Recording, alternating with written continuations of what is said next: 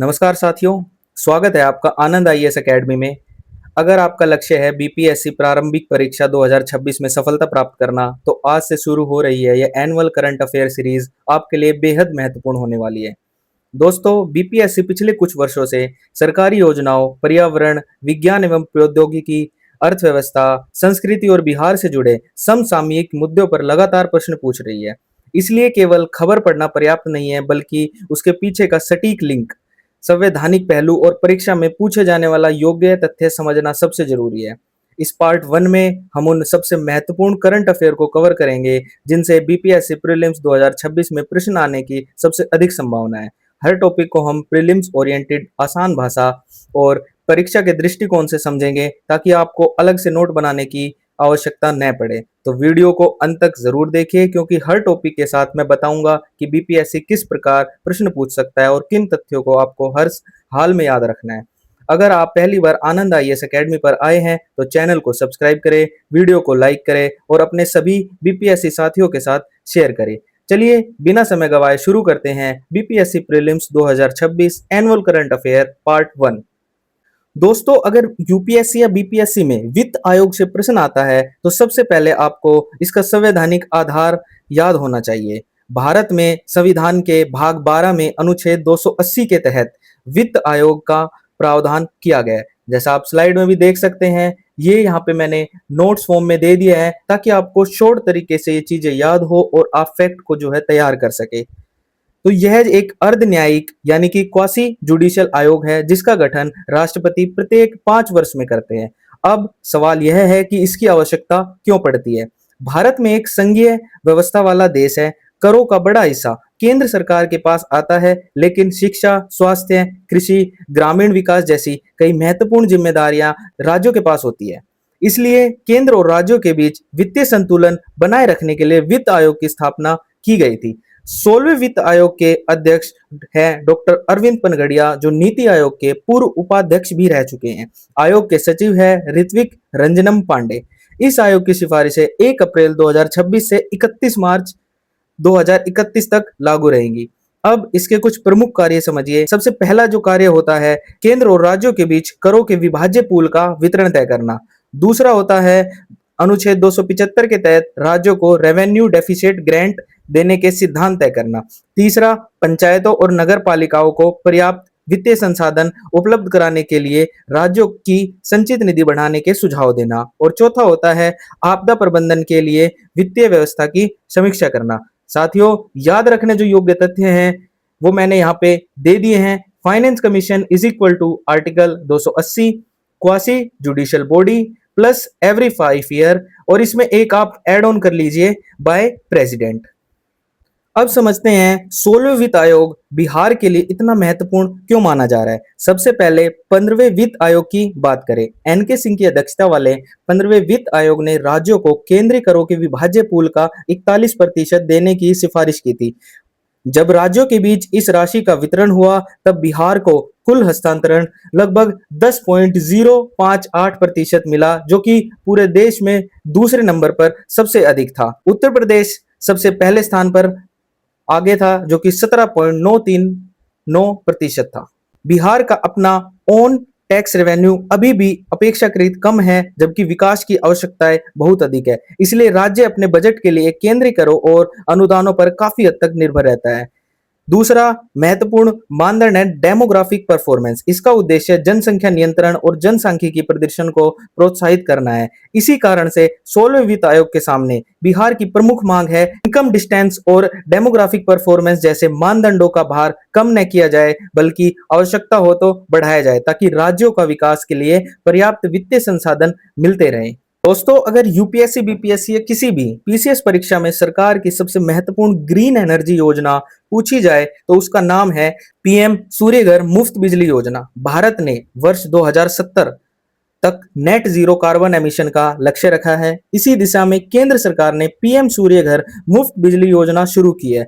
इस योजना के लिए सरकार ने 75,000 करोड़ रुपए से अधिक का बजट निर्धारित किया है, जो इसे भारत की सबसे बड़ी रूफटॉप सोलर योजना बनाता है। इसका सबसे बड़ा उद्देश्य है देश के 1 करोड़ घरों की छतों पर रूफटॉप सोलर सिस्टम लगाया जाए। अब सवाल है, इससे आम नागरिकों को क्या फायदा होगा। योजना के तहत लाभार्थी परिवार को हर महीने 300 यूनिट तक मुफ्त बिजली मिलेगी। इससे बिजली का बिल लगभग शून्य हो सकता है और परिवारों की मासिक बचत बढ़ेगी। यह योजना केवल बिजली बचाने तक सीमित नहीं है, बल्कि भारत को ऊर्जा आत्मनिर्भर बनाने और जीवाश्म ईंधन पर निर्भरता कम करने और जलवायु परिवर्तन से निपटने की दिशा में एक बड़ा कदम है। इस योजना का संचालन मिनिस्ट्री ऑफ पावर यानी विद्युत मंत्रालय द्वारा किया जाता है। इसमें याद रखने जो योग्य बातें हैं वो है 75,000 करोड़ प्लस 1 करोड़ घर प्लस 300 यूनिट मुफ्त बिजली प्लस नेट जीरो 2070 मिशन। अगर यह चार बातें याद हैं तो प्रीलिम्स का प्रश्न आसानी से हल किया जा सकता है। साथियों, अब बात करते हैं इस योजना की सबसे महत्वपूर्ण विशेषता क्या है, जो कि यहाँ पर वित्तीय सहायता जो है इसकी सबसे महत्वपूर्ण विशेषता है। सरकार चाहती है कि आर्थिक कारणों से कोई भी परिवार सोलर सिस्टम लगाने से वंचित न रहे। इसलिए 2 किलोवाट तक की क्षमता के लिए सिस्टम लागत का लगभग 60% सब्सिडी दी जाती है। यदि कोई परिवार क्षमता बढ़ाकर 3 किलोवाट तक जाता है तो अतिरिक्त हिस्से पर 40% सहायता मिलती है। वर्तमान व्यवस्था के अनुसार 1 किलोवाट पर 30,000 सब्सिडी, 2 किलोवाट पर 60,000 सब्सिडी और 3 किलोवाट या उससे अधिक पर 78,000 की सब्सिडी सीधे डीबीटी यानी डायरेक्ट बेनिफिट ट्रांसफर के माध्यम से लाभार्थी के बैंक खाते में भेजी जाती है। यदि सब्सिडी के बाद भी कुछ राशि बचती है तो लाभार्थी बिना किसी कोलेटरल के लगभग 7% ब्याज पर बैंक ऋण प्राप्त कर सकते हैं। इससे योजना आम परिवारों के लिए सुलभ बन जाती है।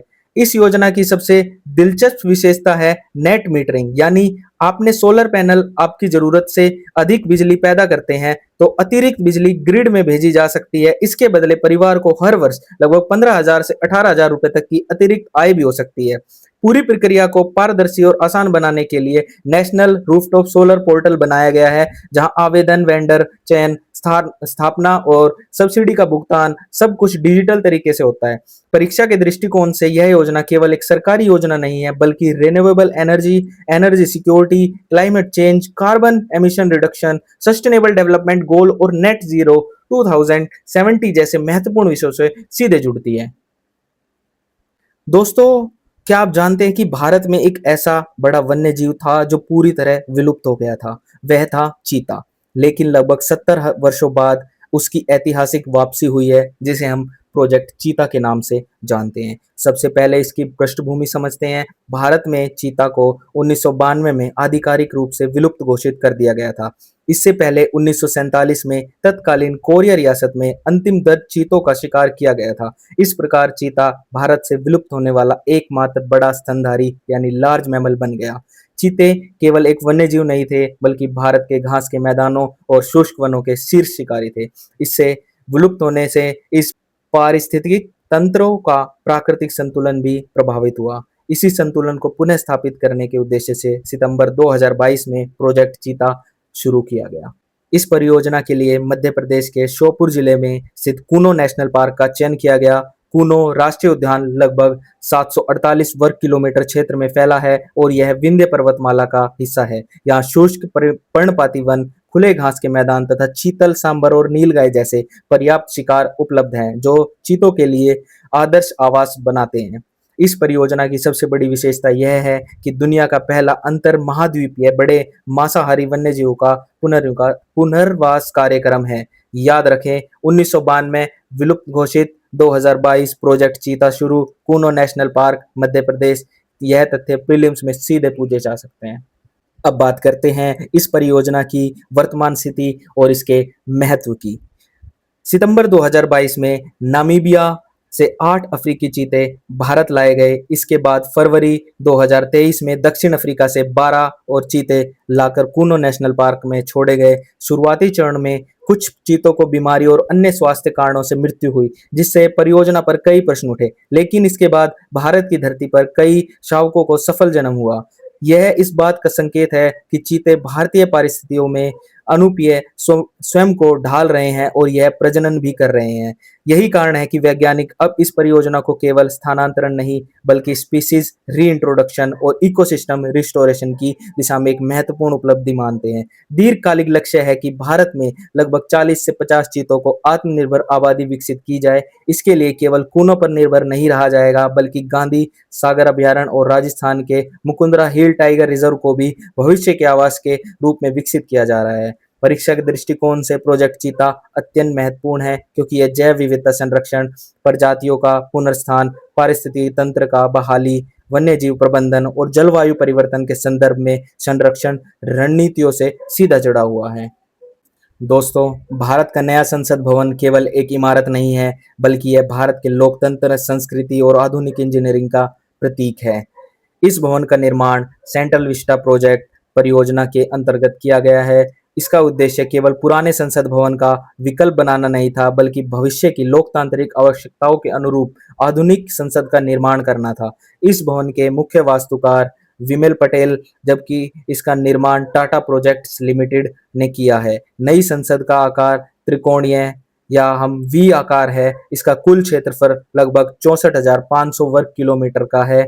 इसे जोन वी के भूकंप तरंगी मानकों के अनुसार तैयार किया गया है, जिससे यह अत्यधिक सुरक्षित और दीर्घकालिक उपयोगों के लिए उपयुक्त है। अब इसके आंतरिक डिजाइन की बात करें, लोकसभा कक्ष में भारत के राष्ट्रीय पक्षी मोर की थीम पर बनाया गया है और इसमें 888 सांसदों के बैठने की व्यवस्था है, जबकि संयुक्त सत्र में 1272 सदस्य बैठ सकते हैं। राज्यसभा कक्ष राष्ट्रीय पुष्प कमल की थीम पर डिजाइन किया गया है। इसमें लगभग 384 सदस्यों की बैठने की क्षमता है। भवन के मध्य में स्थित खुले प्रांगण में राष्ट्रीय वृक्ष बरगद लगाया गया है, जो भारतीय संस्कृति में स्थायित्व, ज्ञान और एकता का प्रतीक माना जाता है। अब बात करते हैं नए संसद भवन की सबसे चर्चित धरोहर सेंगोल की। संसद के उद्घाटन के समय लोकसभा अध्यक्ष के आसन के समीप एक 5 फीट लंबा स्वर्ण मंडित राजदंड अर्थात सेंगोल स्थापित किया गया है। इसके शीर्ष पर नंदी आकृति बनी हुई है और भारतीय परंपरा में नंदी केवल भगवान शिव के वाहन नहीं बल्कि धर्म, न्याय और सत्यनिष्ठ शासन के प्रतीक भी माने जाते हैं। सेंगोल की परंपरा दक्षिण भारत के चोल राजवंश से जुड़ी हुई है। चोल शासन में जब राजा से दूसरे राजा को सत्ता सौंपी जाती थी, तब सेंगोल प्रदान किया जाता था। यह केवल सत्ता का हस्तांतरण नहीं था, बल्कि यह संदेश था कि नया शासक धर्म, न्याय और नैतिकता के आधार पर शासन करेगा। स्वतंत्रता प्राप्ति की 14 अगस्त 1947 की ऐतिहासिक रात को इसी परंपरा का पालन किया गया था। तमिलनाडु के अधिनम के संतों ने सेंगोल तत्कालीन प्रधानमंत्री पंडित जवाहरलाल नेहरू को सौंपा। इसे ब्रिटिश शासन से भारतीय शासन को सत्ता हस्तांतरण का सांस्कृतिक प्रतीक माना गया। इसके बाद यह कई वर्षों तक इलाहाबाद संग्रहालय में सुरक्षित रखा गया। नए संसद भवन के उद्घाटन के साथ इसे पुनः सार्वजनिक महत्व प्रदान करते हुए संसद में स्थापित किया गया है। परीक्षा की दृष्टि से सेंगोल अत्यंत महत्वपूर्ण है क्योंकि यह भारतीय कला एवं संस्कृति, चोल राजवंश, स्वतंत्रता का इतिहास, सांस्कृतिक विरासत प्लस लोकतांत्रिक प्रतीकवाद का इन सभी विषयों के साथ जोड़ता है। तो अगर मैं आपसे पूछूं कि भारत का पहला पेट्रोग्लिफ पार्क कहाँ बनाया जा रहा है, तो क्या आपका उत्तर होगा लद्दाख की सिंधु नदी घाटी। यह परियोजना भारत की प्रागैतिहासिक संस्कृति विरासत को संरक्षित करने की दिशा में एक ऐतिहासिक पहल है। इस संरक्षण पार्क की स्थापना सांस्कृतिक मंत्रालय और लद्दाख प्रशासन के संयुक्त प्रयास से की जा रही है। यह पार्क लेह और कारगिल जिलों के डोमखर, थारू और थांग्यार जैसे क्षेत्रों में स्थित हजारों वर्षों पुराने शैल उत्कीर्णों अर्थात पेट्रोग्लिफ की सुरक्षा के लिए बनाया गया है। अब समझते हैं पेट्रोग्लिफ क्या होता है। पेट्रोग्लिफ वे आकृतियां होती है जहां चट्टानों को खुरचकर तराश कर बनाया जाता है। ध्यान रखिए, ये गुफा चित्र नहीं है। यहाँ रंगों का प्रयोग नहीं होता है, बल्कि पत्थर की सतह को काटकर चित्र बनाए जाते हैं। लद्दाख के पेट्रोग्लिफ लगभग 3000 ईसा पूर्व से 500 ईस्वी के बीच के हैं, अर्थात इनका संबंध नवपाषाण काल, कांस्य युग और लोह युग से है। याद रखने की trick, petroglyph is equal to engraving या उत्कीर्ण या pictograph is equal to painting is equal to चित्रांकन। साथियों, अब समझते हैं कि ये पेट्रोग्लिफ इतने महत्वपूर्ण क्यों हैं। इन शैल उत्कीर्णों में हजारों वर्ष पहले के मानव जीवों की झलक दिखाई देती है। इनमें आइबेक्स, याक, हिम तेंदुआ और 2 कुबड़ वाला ऊंट तथा धनुष बाण वाली शिकारी जैसी आकृतियां उकेरी गई है। इन चित्रों से हमें उस समय के खानाबदोश समुदाय, उनके शिकार के तरीके, वन्य जीव और प्राकृतिक परिवेश के बारे में महत्वपूर्ण जानकारी मिलती है। यही कारण है कि इतिहासकार इन्हें प्रागैतिक इतिहास मानव सभ्यता का महत्वपूर्ण दस्तावेज मानते हैं। लेकिन समय के साथ इस धरोहर पर खतरा भी बढ़े हैं। सिंधु नदी के किनारे सड़क निर्माण, बुनियादी ढांचों का विस्तार, अनियंत्रित पर्यटन और प्राकृतिक क्षरण के कारण कई पेट्रोग्लिफ नष्ट होने की स्थिति में पहुंच गए हैं। इसी चुनौती को देखते हुए सरकार ने इन्हें इन सीटू कंजर्वेशन और मूल स्थान पर संरक्षित करने का निर्णय लिया है। यह संरक्षण की सबसे प्रभावी विधियों में से एक मानी जाती है, क्योंकि इससे धरोहर अपने प्राकृतिक और ऐतिहासिक संदर्भ में सुरक्षित रहती है। इसके साथ ही रॉक आर्ट गाइडेंस सेंटर स्थापित किए जा रहे हैं और डिजिटल मैपिंग के माध्यम से इन शैल उत्कीर्णों का वैज्ञानिक दस्तावेजीकरण किया जा रहा है। इससे न केवल संरक्षण बेहतर होगा, बल्कि शोधकर्ताओं को ट्रांस हिमालय मानव प्रवासन और प्राचीन सभ्यताओं के अध्ययन में भी सहायता मिलेगी। तो साथियों, आज के BPSC prelims 2026 annual current affair part 1 में हमने परीक्षा की दृष्टि से अत्यंत महत्वपूर्ण समसामयिक विषयों का विस्तार किया है। अब आपकी जिम्मेदारी है इस वीडियो को दोबारा रिवीजन करें और सभी महत्वपूर्ण तथ्यों को अपने शॉर्ट नोटबुक में अवश्य लिख लें। याद रखिए, बीपीएससी में सफलता केवल पढ़ने से नहीं, बल्कि बार बार रिवीजन करने से मिलती है। अगर आपको यह क्लास उपयोगी लगी तो वीडियो को लाइक जरूर करें और कमेंट बॉक्स में लिखें मिशन बीपीएससी 2026। साथ ही बताइए कि आज का कौन सा टॉपिक आपको सबसे महत्वपूर्ण लगा। आप देख रहे हैं आनंद आईएएस एकेडमी। मिलते हैं अगले भाग एनुअल करंट अफेयर पार्ट 2 में। तब तक पढ़ते रहिए, जुड़े रहिए और बीपीएससी के सपने के साकार करने के लिए पूरी मेहनत करते रहिए। जय हिंद।